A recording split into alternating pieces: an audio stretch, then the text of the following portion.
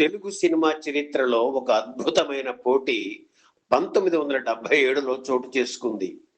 రెండు పౌరాణిక చిత్రాలు పోటీగా ఒకే రోజు ప్రేక్షకుల ముందుకు వచ్చాయి.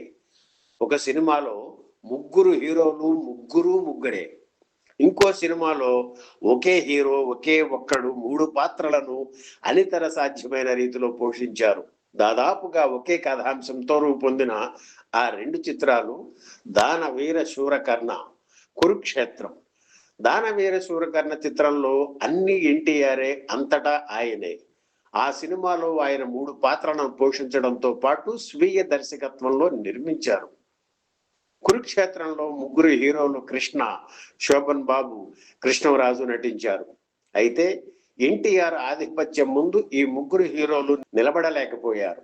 కేవలం 10 లక్షల రూపాయల బడ్జెట్తో రూపొందిన దానవీర శూరకర్ణ చిత్రం సూపర్ హిట్ అయ్యి ఆ రోజుల్లోనే ₹1 కోటి వసూలు చేసింది. కురుక్షేత్రం సినిమాలోని యుద్ధ సన్నివేశాలు భారీ ఎత్తున చిత్రీకరించడానికి ఆ రోజుల్లోనే ₹15 లక్షల ఖర్చు పెట్టారు హీరో కృష్ణ. తెలుగు చిత్ర పరిశ్రమలోని అతిరథ మహారథులు అనదగ్గ నటీనటులు కురుక్షేత్రంలో నటించారు. తన చిత్రంలో నటించిన వారెవ్వరూ కురుక్షేత్రం సినిమాలో నటించడానికి వీల్లేదని ఎన్టీఆర్ కట్టడి చేసినా ప్రత్యేక పరిస్థితుల్లో ఆయన దగ్గర అనుమతి తీసుకొని కైకాల సత్యనారాయణ, ధూళిపాడ, ముక్కామల, గుమ్మడి వంటి వారు కురుక్షేత్రం చిత్రంలోనూ నటించారు. బడ్జెట్ తక్కువే అయినా నిడివిలో కురుక్షేత్రం కంటే దానవీర శూరకర్ణ చిత్రమే ఎక్కువ. 4 గంటలకు పైచిలుకు చిత్ర ప్రదర్శన సమయం ఉన్నా ఈ సినిమా 9 కేంద్రాల్లో నేరుగా 100 రోజులు ఆడింది. హైదరాబాద్ లో దాదాపు 40 వారాలు ప్రదర్శితమైంది. ఇది చెరిగిపోని చరిత్ర. అంతకుముందు హిందీలో రాజ్ కపూర్ నటించి దర్శకత్వం వహించిన మేరా నామ్ జోకర్ చిత్రం నిడివి 4 గంటలకు పైగా ఉండేది. సినిమా మధ్యలో 2 ఇంటర్వెల్స్ ఇచ్చి ప్రదర్శించేవారు. కానీ కొన్ని రోజుల తరువాత ప్రేక్షకుల కోసం ఆ నిడివిని కుదించారు. కురుక్షేత్రం చిత్రం 5 కేంద్రాల్లో 50 రోజులు ఆడింది. బెంగళూరులో మాత్రం 100 రోజులు పూర్తి చేసుకుంది. పోటీగా చిత్ర నిర్మాణం సాగినా 2 చిత్రాలను ఒకే రోజు విడుదల చేయాలని నిర్ణయించుకోవడంతో 2 చిత్రాల నిర్మాణంలోనూ కొన్ని పొరపాట్లు అక్కడక్కడా జరిగాయి. వాటిని సరిదిద్దుకునే సమయం లేకపోయింది. ముఖ్యంగా దానవీర శూరకర్ణ చిత్రంలోని ట్రిక్ షాట్స్ లో దారాలు కనిపించాయని కొందరు ప్రేక్షకులు ఎగతాళి చేసినా ఎన్టీఆర్ అద్భుత అభినయం ముందు చాలా మంది ఆ విషయం పట్టించుకోలేదు. సినిమాలో కొన్ని సీన్లు డబ్బింగ్ కారణంగా పేలవంగా ఉన్నాయని గ్రహించిన ఎన్టీఆర్ చిత్రం హిట్ అయ్యి బాగా ఆడుతున్న తరువాత కూడా మళ్ళీ ఆ సీన్స్ ను తను డబ్బింగ్ చెప్పి కొత్త ప్రింట్స్ తో విడుదల చేశారు. ఇలా చేయడం నిజంగా అరుదైన విషయమే. దానవీర శూరకర్ణ చిత్రంలో కీలకమైన అర్జునుడి వేషాన్ని ఎన్టీఆర్ తనయుడు హరికృష్ణకు ఇవ్వడం కూడా ఆ రోజుల్లో విమర్శలకు కారణమైంది. హరికృష్ణ ఆ పాత్రను పండించలేకపోయారు. నిజం చెప్పాలంటే ఆ పాత్రకు మొదట మాదాల రంగారావుని ఎన్నుకున్నారు ఎన్టీఆర్. కానీ అర్జునుడి వేషాన్ని తన మనవడు హరికృష్ణకు ఇవ్వాల్సిందే అని ఎన్టీఆర్ తండ్రి గారు పట్టుబట్టడంతో మాదాల రంగారావును తొలగించి ఆ వేషాన్ని హరికృష్ణతో చేయించారు ఎన్టీఆర్. 1977 సంక్రాంతి సందర్భంగా జనవరి 14న దానవీర శూరకర్ణ చిత్రం, కురుక్షేత్రం చిత్రాలు విడుదలయ్యాయి. అయితే విడుదలకు 15 రోజుల ముందు హై డ్రామా జరిగింది. ఆ రోజుల్లో మద్రాసులో ఎక్కడ చూసినా ఈ 2 సినిమాల గురించే చర్చ. అయ్యో బాబోయ్, ఎన్టీఆర్ కృష్ణ భీకర పోరాటం మధ్య మనం ఎందుకు ఇరుక్కోవాలి? ఆ 2 చిత్రాలు విడుదలయ్యాక టాక్ చూసి మెల్లగా వద్దాం అని తమ చిత్రాల విడుదలని వాయిదా వేసుకున్న నిర్మాతలు 6 మంది ఉన్నారు. అసలు ఈ 2 చిత్రాలు సంక్రాంతికి వస్తాయా అనే సందేహం చాలా మందిలో ఉండేది. ఎందుకంటే డిసెంబర్ 26 నాటికి కురుక్షేత్రం చిత్రంలో మైసభ సీనును ఇంకా చిత్రీకరించలేదు. అయితే తీసిన సన్నివేశాలకు వెంటనే ఎడిటింగ్, డబ్బింగ్, రీ రికార్డింగ్ చేయించేస్తున్నారు. చిత్రం ఎలాగోలా పూర్తి చేసి జనవరి 14న ఖచ్చితంగా విడుదల చేయాలని హీరో కృష్ణ గట్టి పట్టుదలతో ఉన్నారు. మరో పక్క ఎన్టీఆర్ షూటింగ్ పూర్తి చేసి పోస్ట్ ప్రొడక్షన్ కార్యక్రమాలు ప్రారంభించారు. ఏవిఎం స్టూడియోలో డబ్బింగు, జెమినీలో రీ రికార్డింగు, జెమినీ స్టూడియోలో చిన్నాయన నందమూరి త్రివిక్రమరావు ఉండి రీ రికార్డింగ్ పర్యవేక్షిస్తున్నారు.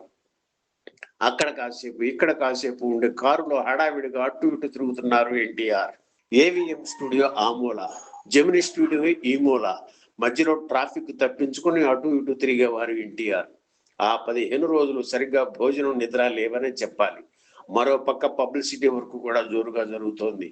దానవీర సూరకర్ణ చిత్రం గంగాధర్, కురుక్షేత్రం చిత్రానికి ఈశ్వర్ పబ్లిసిటీ డిజైనర్లు. ఇద్దరు నిర్విరామంగా పనిచేస్తూ రకరకాల డిజైన్స్ తయారు చేస్తున్నారు.